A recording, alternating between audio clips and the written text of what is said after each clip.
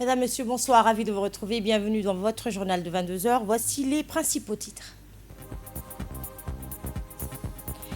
Les activités de la 26e édition du concours régional de mémorisation du Saint-Coran, prix du chef de l'État, ont été officiellement lancées ce matin.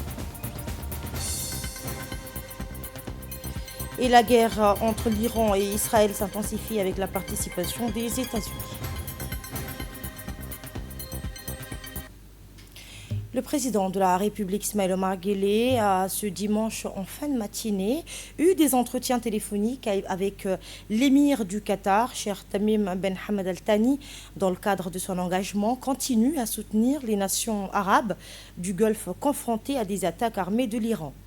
Au cours de cet échange, les deux dirigeants ont abordé la situation au Qatar et les mesures prises par ce pays frère pour protéger l'intégrité des biens et des personnes sur l'ensemble de son territoire face aux répercussions de la guerre en cours au Moyen-Orient.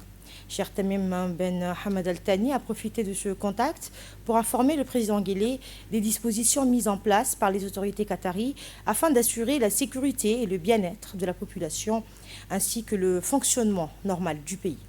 De son côté, le numéro 1 djiboutien a réaffirmé sa confiance dans la capacité du Qatar à surmonter les conséquences des attaques militaires iraniennes. Il a également transmis, au nom du peuple et du gouvernement de Djibouti, la solidarité nationale avec le Qatar, victime collatérale dans le conflit actuel au Moyen-Orient. Et le ministre des Affaires étrangères de la coopération internationale, également porte-parole du gouvernement, Abdelkader Hussein Omar, a participé aujourd'hui à une réunion virtuelle des ministres arabes des Affaires étrangères organisée par la Ligue des États arabes. Cette rencontre visait à examiner les récentes attaques iraniennes contre plusieurs États arabes frères dans le contexte de l'escalade militaire actuelle au Moyen-Orient. Dans son allocution, le ministre a condamné ces attaques, les qualifiant de violations flagrantes de la souveraineté des États arabes et des principes de bon voisinage. Il a souligné que ces actions risquent d'aggraver les tensions régionales et de menacer la paix et la sécurité dans la région. Le chef de la diplomatie djiboutienne a rappelé que la sécurité des États arabes est indivisible et que toute atteinte à la souveraineté d'un État arabe constitue une atteinte à la sécurité collective. Il a appelé à une position arabe unie et ferme, à la cessation immédiate des actions hostiles et à privilégier le dialogue et la diplomatie pour contenir la crise. Le ministre a également salué les efforts diplomatiques et les bons offices du sultanat de Oman avant le déclenchement du conflit, tout en exprimant la condamnation de la République de Djibouti face à l'agression israélienne contre le Liban. Il a réaffirmé la solidarité pleine et entière de Djibouti avec la République libanaise sœur et renouvelé le soutien indéfectible au peuple palestinien et à ses droits légitimes conformément aux résolutions internationales. En conclusion, le ministre des Affaires étrangères a réaffirmé la solidarité totale de Djibouti avec les États arabes victimes d'agressions, confirmant le soutien de notre pays à toutes les initiatives visant à renforcer la sécurité et la stabilité dans la région. Et au cours de cette réunion, le projet de résolution inscrit à l'ordre du jour a été adopté. À moins d'un mois de la présidentielle du 10 avril 2026, la préfecture de Djibouti-Ville accélère la préparation des cartes d'électeurs pour garantir un scrutin serein et transparent. Taher Adnan nous en dit plus. À l'approche de l'élection présidentielle du 10 avril 2026, la préfecture de la ville de Djibouti, en coordination avec le ministère de l'Intérieur, intensifie ses préparatifs pour la distribution des cartes d'électeurs. Sous la supervision du préfet, M. Abdi Hassan Ahmed, les équipes de la préfecture avec les sous-préfets des arrondissements sont pleinement mobilisées. Leur objectif, s'assurer que toutes les étapes du procédure soient réalisées dans les règles. Au sein de la préfecture, les agents travaillent à la production des cartes. Chaque carte est imprimée à partir des listes électorales, puis découpée et tamponnée. Elle est enfin signée par les autorités compétentes. Cette étape garantit la validité de chaque carte et permet à chaque électeur d'exercer son droit dans les meilleures conditions. Les sous-préfets participent activement à cette préparation. Ils vérifient, accompagnent et signent les cartes en coordination avec le préfet. Le rôle est essentiel pour que toutes les cartes soient prêtes à être distribuées aux citoyens.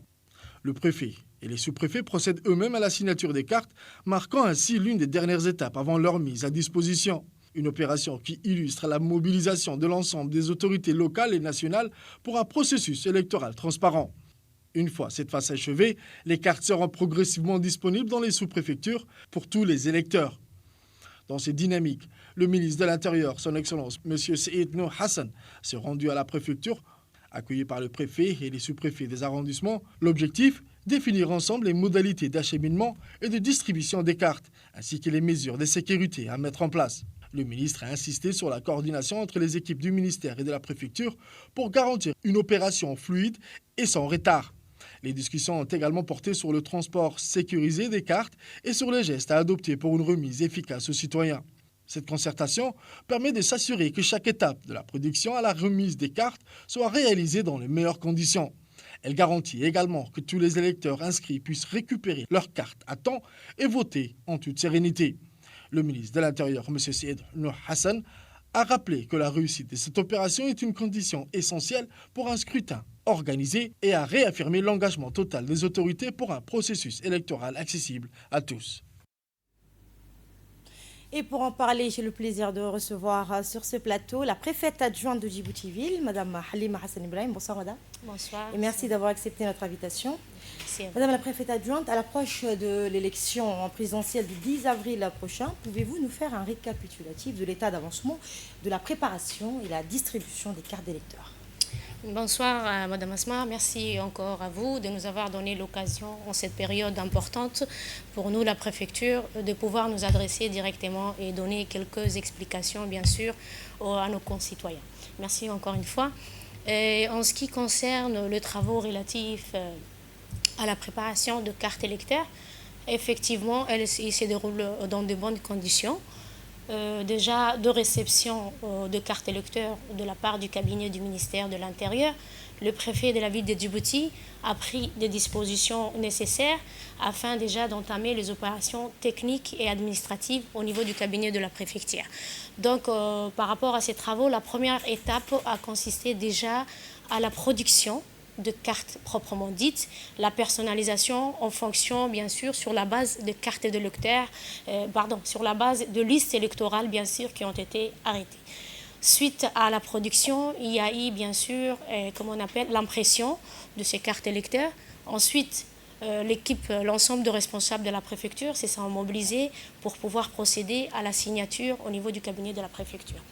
Suite à cela, bien sûr, il y a eu les petits travaux techniques relatifs au tamponnage, au découpage, parce que voilà, ainsi de suite. Et pas plus tard qu'aujourd'hui ce matin, l'acheminement vers les sous-préfectures des arrondissements a été effectué, bien sûr, sous l'égide de son Excellence, Monsieur le ministre de l'Intérieur.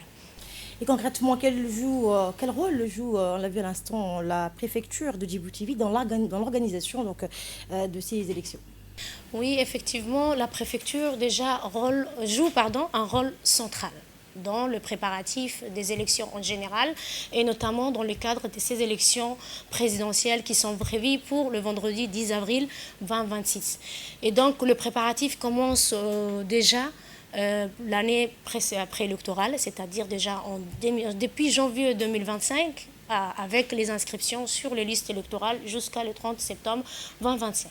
Suite à cela, une fois que les listes des inscriptions sont arrêtées, bien sûr, nous passons à la phase de révision, de mise à jour des listes électorales, parce qu'effectivement, il y a des nouveaux inscrits, il y a aussi des personnes qui procèdent au changement, bien sûr, de bureau de vote en fonction de changements effectués dans le cadre de leur adresse. Suite à la révision de ces fichiers, du fichier électoral proprement dit, nous passons à la phase de la production, la phase que je venais d'expliquer dans la première partie de mon intervention. Et pas plus tard qu'aujourd'hui, nous avons déjà mis à la disposition des 6 sous-préfectures des arrondissements le carte électeur pour que le citoyen puisse les retirer. Et puis après aussi, il y a derrière, en amont, d'autres activités de préparatifs qui se font en matière d'organisation logistique, en matière d'organisation matérielle, qui accompagnent bien sûr ces travaux, bien sûr qui consistent déjà à préparer jusqu'à le jour du scrutin et même le bon déroulement du jour du scrutin en passant bien sûr par la sécurisation aussi de ce processus électoral en général.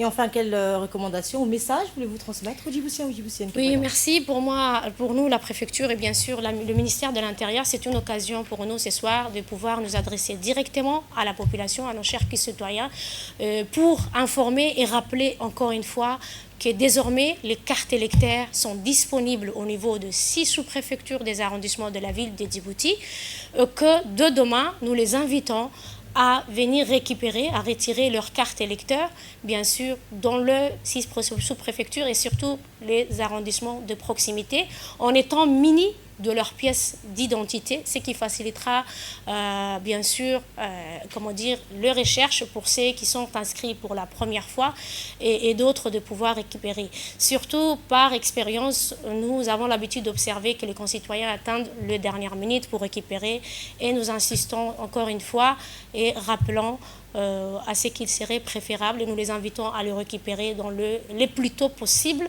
avant le jour de scrutin. Les cartes électorales. Merci Madame d'avoir accepté notre invitation et de nous Merci. éclairer sur ce sujet important. Merci à vous. Dans le reste de l'actualité, les activités de la 26e édition du concours régional de mémorisation du Saint-Coran, prix du chef de l'État, ont été officiellement lancées ce matin sous la présidence du ministre des Affaires Mohamed Hassan Barre. La cérémonie d'ouverture s'est déroulée au Palais du Peuple en présence de la ministre de la Femme et de la Famille, ainsi que les ambassadeurs de la République du Yémen et de la République du Soudan. Étaient également présents les hauts responsables du ministère des Affaires musulmanes et des biens waqf, dans le secrétaire général, ainsi qu'un large rassemblement de savants, imams et prédicateurs. Lors de l'ouverture, les participants venus de différents pays ont été présentés, mettant en avant l'esprit de compétition loyale et la maîtrise dans la mémorisation et la récitation du Saint-Coran. Cette 26e édition accueille des participants du Yémen, de Tanzanie, des Comores, de Somalie, du Kenya, d'Ouganda, d'Éthiopie et du Soudan, ainsi que 3 pays présents pour la première fois, le Rwanda, le Burundi et le Soudan du Sud. Le concours se déroulera sur 3 jours et comporte 3 niveaux de compétition: mémorisation complète du Coran, mémorisation de 20 parties et mémorisation de 10 parties. La cérémonie de clôture, prévue mercredi prochain, récompensera les premiers lauréats de chaque catégorie. Cette manifestation coranique annuelle constitue une plateforme majeure pour les jeunes mémorisateurs de la région, de la Corne de l'Afrique et de l'Afrique de l'Est, leur permettant de démontrer leur talent dans la maîtrise de la mémorisation et la récitation et du tajwid.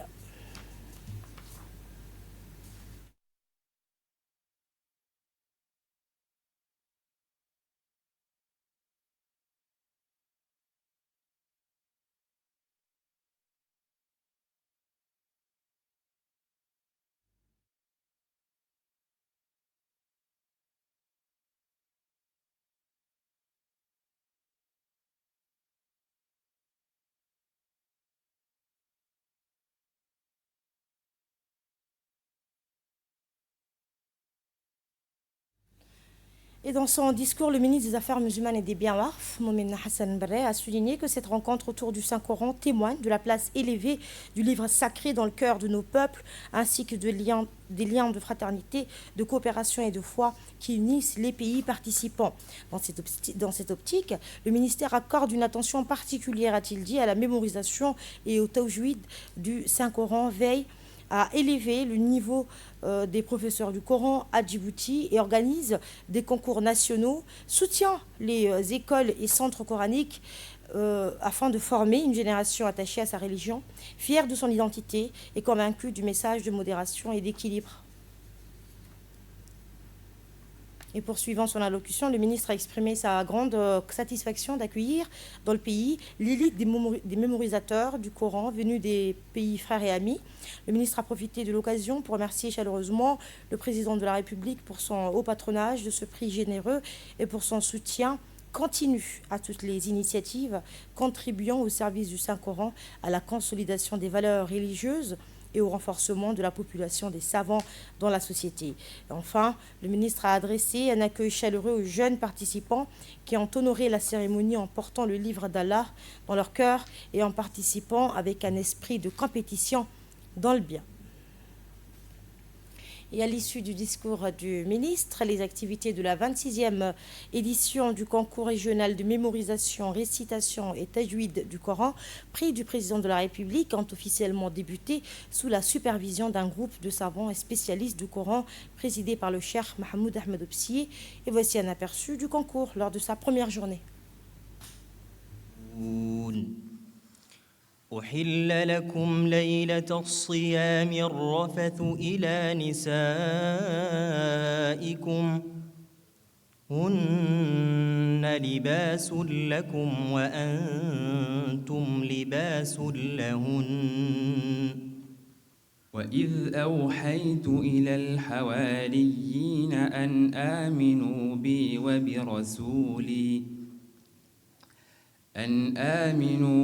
وبرسولي قالوا آمنا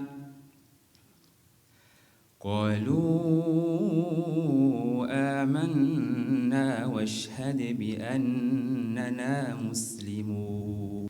يا أيها النبي حرض المؤمنين على القتال إن يكن منكم 20 صابرون يغلبوا 200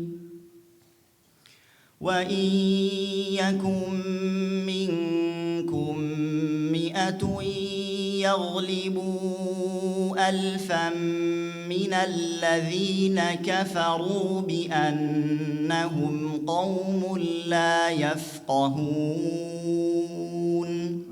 وبشر الصابرين الذين إذا أصابتهم مصيبة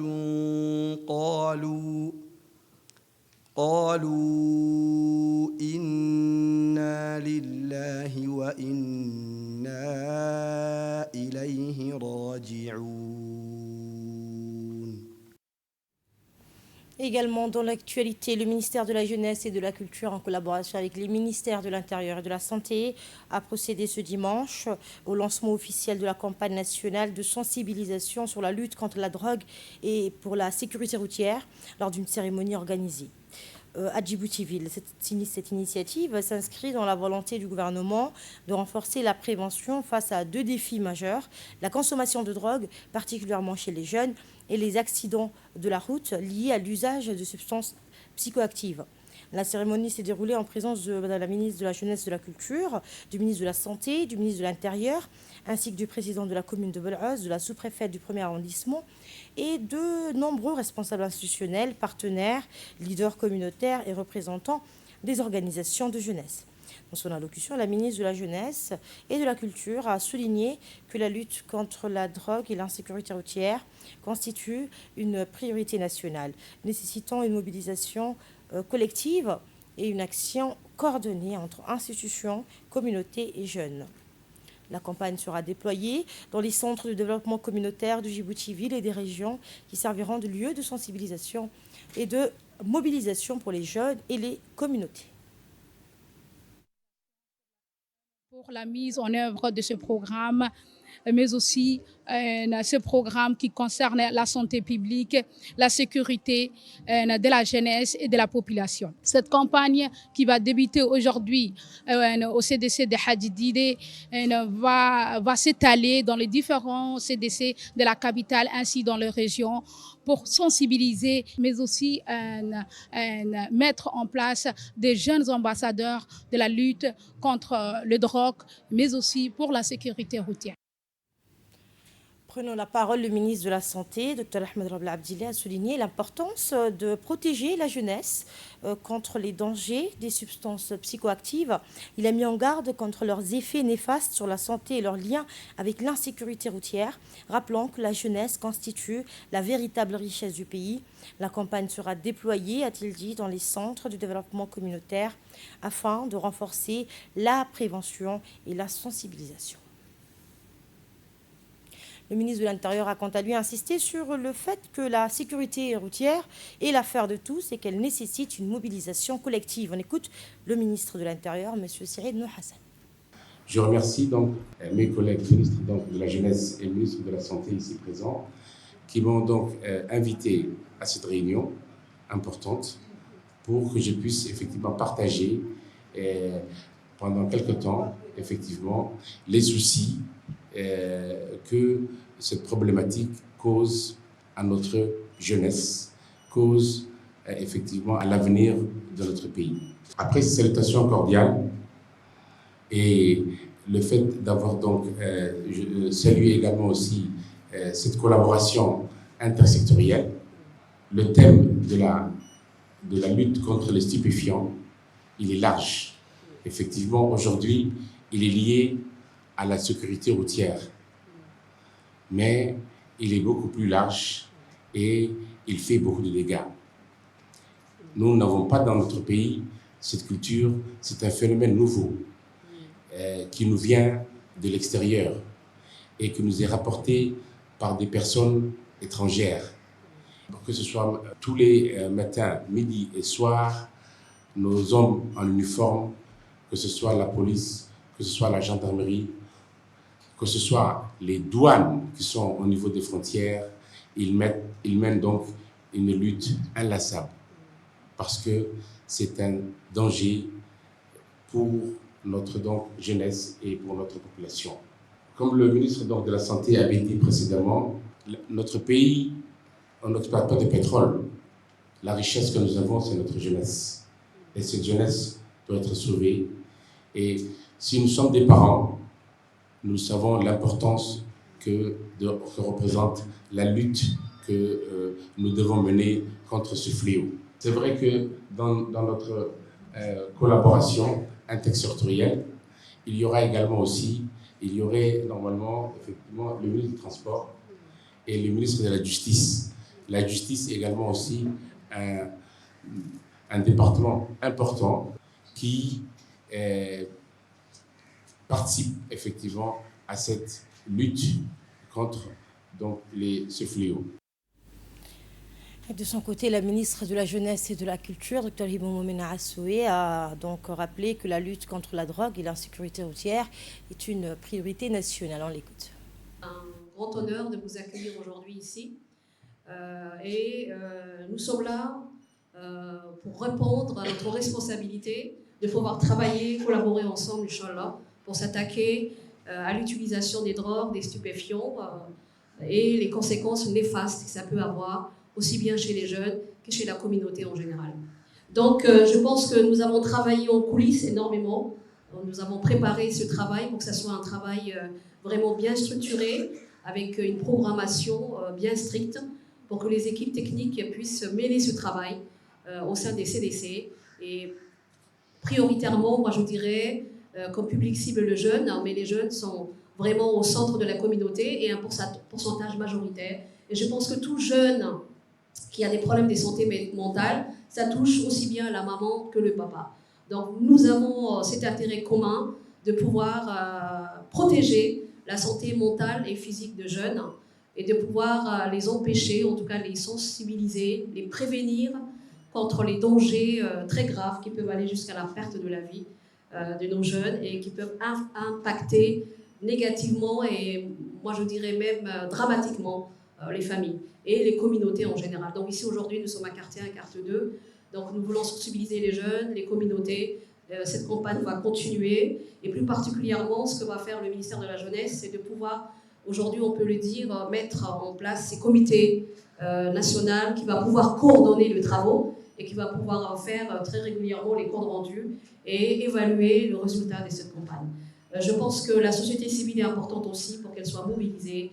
Donc ensemble, prévenir, sensibiliser, c'est très important. Notre jeunesse doit être à tout point de vue, étant le capital humain précieux, soutenu dans toutes les dimensions, donc éducative, formatrice, mais aussi au niveau de la santé. Dr Ahmed donc, est très très important. Et donc je pense qu'aujourd'hui, nous sommes ensemble pour dire le gouvernement est tous rassemblés, unis, pour pouvoir faire quelque chose et faire repousser cet usage qui est vraiment très nocif pour le progrès et le développement de la société. Et enfin, place au sport avec la finale du tournoi interservice à Obok qui a mobilisé toute la ville hier après-midi. La ville d'Obok a vibré hier après-midi au rythme de la finale de la 3e édition du tournoi interservice organisé au terrain Omnisport après près de 2 mois de compétition. Cette édition a rassemblé 16 équipes représentant les différents services déconcentrés de la région, offrant aux agents de l'administration locale une occasion de se retrouver autour des valeurs de fraternité, de cohésion et de fair play. La grande finale a opposé l'équipe du CMH d'Obok à celle de la Direction générale de l'éducation nationale.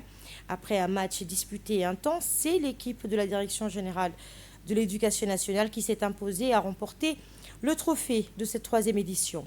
La rencontre s'est déroulée en présence de plusieurs personnalités locales, notamment le président du conseil régional d'Obok, la secrétaire générale du secrétariat d'État chargé des sports, ainsi que de nombreuses figures administratives et communautaires. Le sous-directeur régional du secrétariat d'État chargé des sports à Obok, Khalif Hassan, organisateur de l'événement, s'est félicité du succès de cette édition.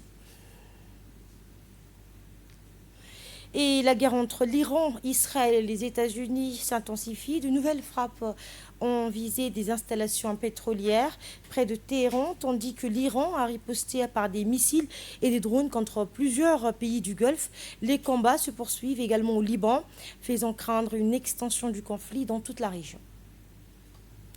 Et de puissantes explosions et d'importants incendies ont été signalés près de l'aéroport à Téhéran. Après de lourdes frappes aériennes, les bombardements auraient visé des infrastructures militaires et des dépôts de carburant, provoquant d'épais panaches de fumée au-dessus de la capitale iranienne, alors que la guerre entre l'Iran, Israël et les États-Unis continue de s'intensifier. Et Israël donc intensifie ses frappes contre le Hezbollah au sud du Liban et avertit le pays qu'il pourrait payer un prix très lourd si les attaques se poursuivent. Les bombardements ciblent plusieurs positions militaires et infrastructures du mouvement soutenus par l'Iran, tandis que des échanges de tirs ont lieu le long de la frontière. Cette escalade survient dans un contexte de guerre déjà intense entre l'Iran et Israël, et les autorités internationales appellent à la retenue pour éviter une extension du conflit dans toute la région. Et pour clore cette édition, de violentes tornades et tempêtes frappent le sud du Michigan, faisant au moins 8 morts et de nombreux blessés. Des habitations et routes ont été détruites et les autorités ont lancé des alertes d'urgence, tandis que les équipes de secours interviennent. Les habitants sont invités à rester vigilants face à de nouvelles tempêtes attendues. Et c'est la fin de ce journal. Merci à vous qui nous suivez.